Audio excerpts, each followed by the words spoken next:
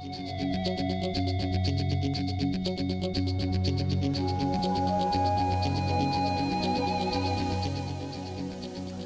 Physical Ability and Stamina Test, or PAST, is designed to test the member's endurance for a minimum fitness level for entry into the pararescue, combat control, special operations weather, tactical air control party, and SEER battlefield airmen AFSCs. Applicants must successfully complete the PAST given by a qualified test administrator. The PAST must be conducted within a 3-hour time frame. The test is comprised of 6 events. They must be accomplished in the proper order, and the member must pass every event. Failure of any event will result in the overall failure of the PAST. This video provides the general requirements for administering the PAST. Note that there are differences in PAST requirements for each battlefield airman AFSC. The program guidance message will identify these specific requirements and current PAST criteria for the AFSC for which the applicant is testing. Underwater swim. The applicant wears swim trunks and mask to swim underwater in the pool. Applicants are required to accomplish 2 underwater swims for a specified distance without breaking the surface. Again, reference the PGM of the desired battlefield airman job specialty. The interval begins with the applicant standing at the shallow end of the pool with his back against the pool wall. He faces the deep end of the pool. The applicant crouches down until the buttocks rest on the heels. Simultaneously, the applicant leans forward and pushes off the pool wall with both feet. The applicant assumes a streamline or hydrodynamic body position with the hands and arms outstretched. The index fingers and hands lay on top of one another. The shoulders extend over the ears with the head and eyes looking down at the bottom of the pool. Hold position and glide as far as possible. This posture will decrease effort and increase glide distance. Note that by looking at the bottom of the pool, you would decrease surface area and reduce drag.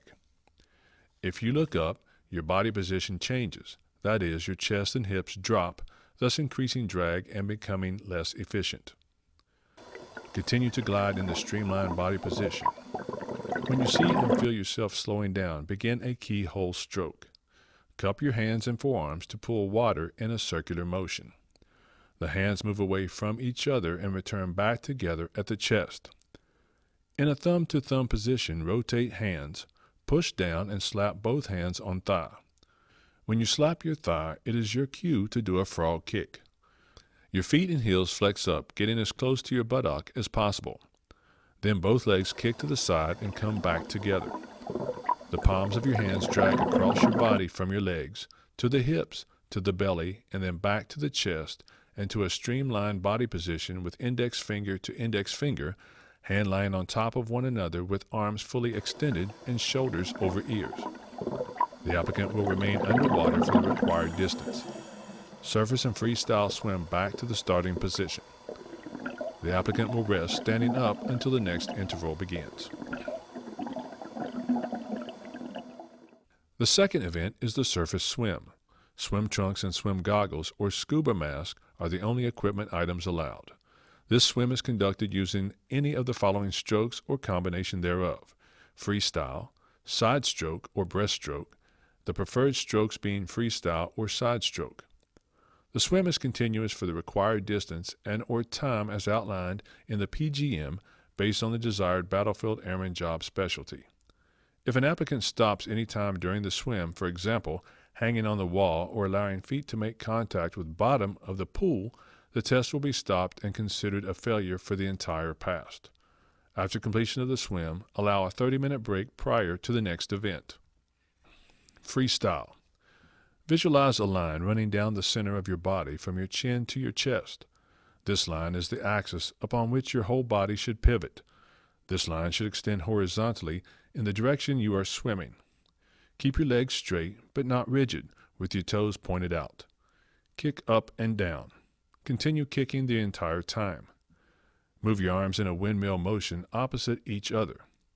While one arm is extended completely out, the other should be all the way back, almost against the side of your body. Keep your hands flat, thumbs separated from the index finger, and pull the extended arm through the water beneath your body. Bend your arm at the elbow and draw your fingertips along the imaginary line down the center of your body. Lift your other arm out of the water and move it all the way forward as the first arm is pulling beneath you. Bend at the elbow and drag your fingertips along the surface of the water. Penetrate the water with your fingertips and completely extend the arm. Breathe on one side by turning your head to that side as the arm comes out of the water. Stretch each stroke out as much as possible without pausing from the windmill motion. Remain horizontal in the water. A strong kick will keep your legs from sinking behind you.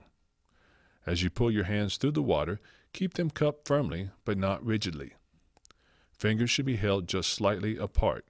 Your kick should not make a big splash, but rather should just churn the surface of the water. Side stroke. Lie in the water on whichever side feels more comfortable. The lower side of your head is in the water. Your legs are close together and extended. Your toes are pointed. Hold your feet together and draw your heels up toward your seat as far as comfortable. With your knees bent, move your top leg forward and your bottom leg backward so your lower legs resemble scissors opening up. Snap your legs together in a scissor kick. When your legs meet, they should be extended as in the starting position. Extend your bottom arm ahead of you with the palm down beneath the surface of the water. Your top arm lies alongside your top leg. From its extended position, sweep your bottom arm from its extended position down through the water. When it's pointed nearly straight down, bend your elbow and sweep your hand up to your chest. Slide your top hand sideways through the water from your thigh to your chest. The force of your stroke is transferred from your bottom hand to your top hand. Sweep your top arm back down to the starting position as you push water down towards your feet. Extend your bottom arm forward again. Synchronize the timing of your arms and legs so you're snapping your legs together at the same time your arms meet at your chest. Glide for 3 or 4 seconds at the end of each stroke. Breaststroke. Keep your legs close together and pull them up toward your chest.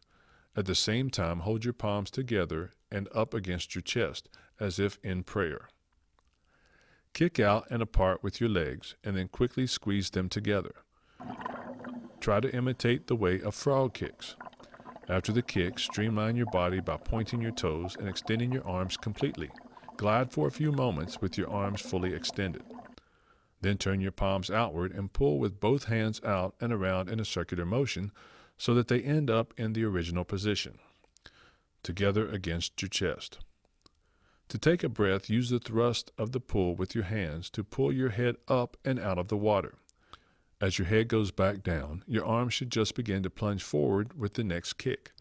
Glide for 2 or 3 seconds and then repeat the entire motion. The glide is the most important aspect of this stroke. After the big kick, streamline your entire body as much as possible. Your shoulders should be almost against your ears. Glide and then pull your head up and forward with your stroke. The third event is the run. Physical training attire and good running shoes are the only required items. The test should be conducted on a measured running track. The run must be continuous for the required distance and/or time as outlined in the program guidance message for that particular battlefield airman job specialty. If an applicant stops at any time during this run, the test is stopped and considered a failure. The member will be given a 10-minute break prior to the next event. All applicants will exercise to either muscle failure or time completion, whichever occurs first. Refer to program guidance message for minimum requirements for the desired battlefield airman job specialty. Exercise form is strictly enforced during the PAST and in the training pipeline. Those repetitions done without proper form will not be counted and be to the applicant's disadvantage.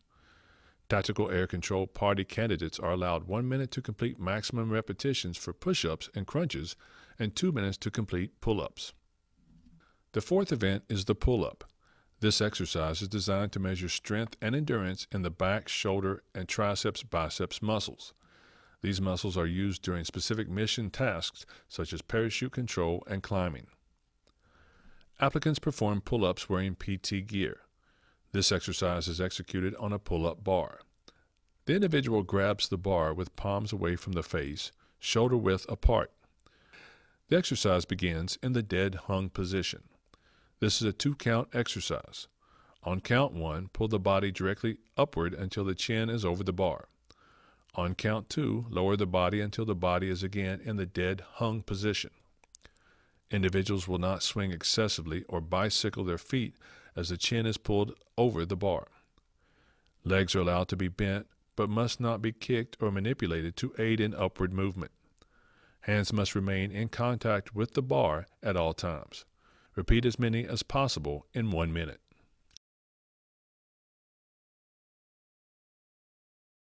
The fifth event is the sit-up. This exercise is designed to measure strength and endurance in abdominal and hip flexor muscle groups. These muscle groups are used during specific mission tasks such as swimming, lifting, load-bearing, and hand-to-hand combat tasks. Applicants perform sit-ups wearing PT gear. The individual starts with the back flat on the ground. The fingers are interlocked behind the head with the head on the ground and the knees bent at approximately 90 degrees. Another individual will hold the feet during the exercise. If the applicant prefers, they are allowed to use a fixed object to hold their feet down. This is a 2-count exercise. On count 1, sit up until the back is vertical to the ground. That is, the base of the neck is above the base of the spine, where the shoulders and hips form a line perpendicular to the ground. On count 2, return to the starting position. If an individual raises his buttocks from the ground or his fingers are not interlocked behind the head during a repetition, the repetition does not count. Repeat as many times as possible in 2 minutes. Please note that Tactical Air Control Party performs standard Air Force crunches. Reference the program guidance message for Air Force crunch technique and most current past criteria. The sixth event is the push-up. This exercise is designed to measure the strength and endurance of the chest and triceps muscles. These muscle groups are required to perform swimming, lifting, climbing, load-bearing, and hand-to-hand combat tasks. Applicants perform push-ups wearing PT gear. This exercise starts from the front-leaning rest position. The body must be maintained straight from head to heels with knees together. This is a 2-count exercise. On count 1, flex the elbows while lowering the body until the elbows form a 90-degree angle. On count 2, raise the body until the elbows are straight and locked. Repeat this exercise as many times as possible. Any repetition that the elbows do not go to full arm extension or lockout will not be counted. The exercise will be terminated if the candidate raises his buttock in the air, does not maintain a straight body position during this exercise, lifts an arm, or touches the ground with any part of his body besides his chest. The only authorized rest position is the starting position. We have covered each element of the physical ability and stamina test. I hope this was a great review for recruiting service and informational for the prospective battlefield airmen. It is imperative for each candidate to continuously train throughout their application period and the recruiting process in order to exceed minimum standards. Start a journal to track your progress and report frequently to your Special Operations Recruiting Liaison for feedback. If you continuously challenge yourself through a regular fitness program, you'll increase your chances of success. Train hard, train smart, and never quit.